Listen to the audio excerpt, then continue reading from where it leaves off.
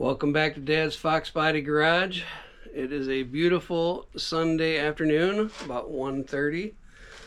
Just got back from a little ride in Colypso here, and if anyone's not familiar with Colypso, which I'm sure if you're watching this channel, you're all very familiar, but Colypso started life as a four-cylinder automatic vehicle, convertible, and it's in the bright Colypso green. And when I got her, it was in the middle of a V8 conversion that somebody lost interest in. The engine that was in here was garbage. Ended up going all the way down to nothing in the engine bay, repainted. And this engine came out of a barn. It's out of a late model Explorer, like 90-something Explorer. Totally rebuilt it. Stock, the bore is still stock, everything was in beautiful condition.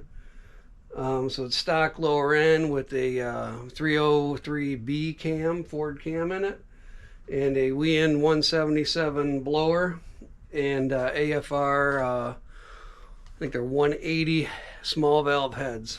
So she's a bit rowdy, a lot of fun to drive. Enough fun to scare you at times. Today we kept it pretty calm. We just moseyed around town. Actually stopped by at a buddy of mine's house, but he wasn't there today. He might still be out to church with his family or something. But he has a pretty cool Dodge pickup truck I was going to show you. He's got a 440 Mopar in this thing that's like out of a Charger or something. It's like, I don't know, around 500 horse or something like that. It's quite the animal, really neat rig. But we'll catch that in another episode when we do a little more planning. But it's a bit chilly. I want to say it's probably mid-40s today, but again, like I said, it's beautiful. Really nice temp for making power. Tires are a little too hard to do anything real crazy. Just rolling into it, I had a hard time not getting some squealing going on in the back, but everything's working really well right now. I don't think I'm going to do a whole lot to the engine this winter. I know we have this table of parts behind me here of everything I'm doing over the winter, but mostly what I want to do is rebuild the front end and get this thing a little more controllable, because you know, it's one thing to have a lot of power, but you got to be able to stop. That's why we got all new brakes all the way around, lines, everything. And you got to be able to steer. So it's a little floaty. I'm telling you, I'm not crazy about these little front runner tires, and although I think it looks real cool, you know, I'll show you here. They're dirty as sin right now. Let's see if you can see those. Yeah, they're pretty dirty. But it's got a pretty good stance to her. You know, I got the not super wide on the back. I wanted to be able to get them underneath the wheel wells there. But I think I'll probably try to take a little bit out of the back, maybe a coil. But I'm not going to do that until I raise the front up a little bit. I may like the more square stance, because like I've said before, you know, this is my car to play with, right? This is the car to wrench on. You know, she's not real pretty and probably never be pretty, but she's going to be a 20-footer. But, you know, I like to be able to get a jack under it. And right now I have to do the old 2x4 trick, drive up on them and all that. Where this guy over here, you know, she's a nice ride. Stormtrooper's a nice ride. Took her out yesterday. Everything performed flawless, except I wasn't getting heat. I think something happened with the switch itself. It wasn't selecting to warm. It's like you start to twist it, and you feel resistance there, but there's nothing happening in the heater box. So that'll be fun, you know, laying on the ground and upside down after you pull the seats out, trying to figure that out. So that'll be a good time. But, you know, we're approaching the end of, you know, practical driving season for her anyways. But it was really nice to get her down Hines Drive yesterday. Wife and I went down, well, all the way to like Dearborn where they have it closed. Spun around and headed back. You know, it's nice. Most of the trees are, all the leaves are gone in the trees, but sun's been out the last couple days, and you know, the sun's always really nice to, you know, drink in while you're out there, you know. But today, I just wanted to give you an update video. We do have, I'll spin this around here. We do have functioning wipers on her now. See, yep, learned my lesson. You know, there's our wiper motor over there. That is our original. Of course, I think I told you about this, how I painted it once, dropped it out of the vise, got frustrated, went to O'Reilly's, bought one, put it on, sounded like a broken stone crusher, took it back, repainted this one again, and somehow the paint didn't come out as well as the first time. You know, I don't know. Go figure, you know. But again, back to the one from O'Reilly's. I don't want to make anyone think that I'm bashing O'Reilly's. I really do like my local O'Reilly's here in Plymouth. They're awesome to work with. I know all the guys in there. Pricing for your day-to-day stuff is awesome. Well, pricing for anything is awesome usually, you know, compared to anywhere else. Like, I'll check there and I'll check NPD, and those are my two go-to places. Except, you know, I do buy stuff, like major stuff I buy from my buddy Paul at New 5 over in Livonia. But they're clutch, you know. They're open late. They're open Sundays. You know, if they don't have it in the morning, you can get it dropped off at 3 o'clock. Yeah, I just didn't want to make it sound in the last video that I was, you know, bashing them. I'm just surprised at, like, the quality of some parts in general. You know, everyone can get these parts. You know, any auto parts store can get these parts. I'm just a bit disappointed at those companies, you know, that can produce, you know, poor quality stuff. But no, I do really like my O'Reilly's. They are my go-to for a lot of stuff. You know, I go to Paul for everything, Paul at New 5, and then if he's closed or it's a Sunday or, you know, he can't get it, then I'm at O'Reilly's. So anyhow, just trying to, you know, not sound like I'm bashing these guys. I'm just, it ended up working out, saved some money. I dug the wires. You know, I did the wire tuck like I was saying. I didn't have my wiring out here. I tucked it all up in the fender. So I don't think I got any pictures of that, but I mean, who hasn't seen a Foxbody with a fender off before? Took the fender off, dug the wiring out, plugged it in, and now I have wipers. You know, I do live in Michigan. I guess it was kind of foolish not to have wipers. But I thought, oh, I'm never going to drive this in the rain. But yeah, well, how about if you drive somewhere when it's not raining and you go to come home and it's pouring? Yeah, well, that's what happened. So anyhow, got the wipers working. There's a couple other things I want to get working. Electrical wise, you know, it shouldn't be that big of a deal. I'll do that before I get everything buttoned up on the inside. Got some sound deadening to start putting in the floor, but I do have one patch to put in that we found a hole when we were up on the lift doing the subframe connectors. But all in all, just a video about nothing.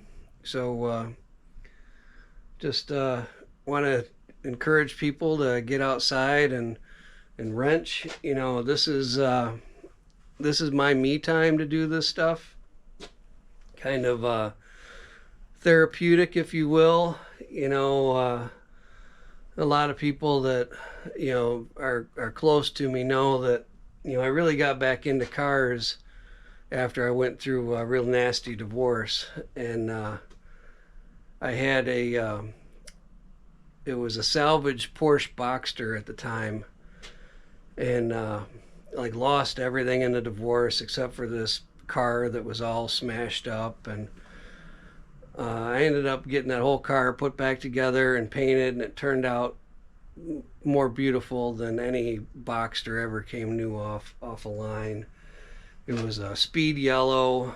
It was a 20-some thousand mile car, but the original owner woman spun it out and like tagged like every corner on this car. So it was like new fenders, a door, bumpers front and back. You know, it was all superficial, but it was she looked pretty ugly when I got her. But back to my point was, while going through all the divorce BS, you know, I pushed myself to work on this car because I could just forget about like everything that was out of my control, and I could control what I was doing with the car. You know, I didn't have any money.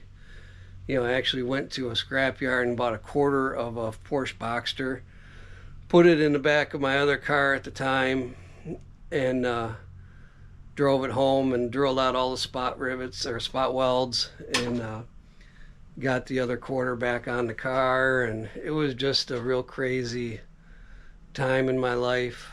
But working on cars was like my focus, and that's what got me through a bunch of hard times. So I think what I'm saying is, I'm just rambling here, but this is therapeutic for me, working on cars. I am in control of what I do out here. It's relaxing. It reminds me of my dad, you know, who's recently passed, and how he and I used to work on stuff, motorcycles, cars, you name it. You know, he got me into all this stuff, you know. So it's, I don't know, it's comforting in many ways. It's enjoyable, and it's also a social activity to do with your friends, you know. Like my two closest friends, they're both gearheads. You've heard me talk about them a million times, you know, Jason and Kevin. I was oldest friends also, probably, you know. We knew each other since high school. But we just have that common bond where we can just, you know, ramble off and act like we were in high school, you know. And well, maybe not so much so. But you know, cars are a lot of things to different people. You know, some people, you know, maybe they're into just photography, you know, taking pictures of cars. Some people like driving them. Some people like working on them. I mean, the automotive hobby can be very satisfying in many different ways. And to me, it's complicated, but it's very enjoyable for me. I can work a long day at work, come home, and just come out here. I mean, even for like 30 minutes. You know, it was colder than heck the other day. Came out here for 30 minutes and putzed around with the wiper, you know, motor, and yeah, it was good. You know, it just, you get to open your mind and release. You know, it's just I don't know. For me, like I said, I say it's therapeutic, but for other guys, you know, it might be something else. But well, that's enough of me rambling. Going down rabbit holes here. So next time, hopefully we'll have a little more content. But it's kind of like one of those catch-22s. It's like I want to take the car apart.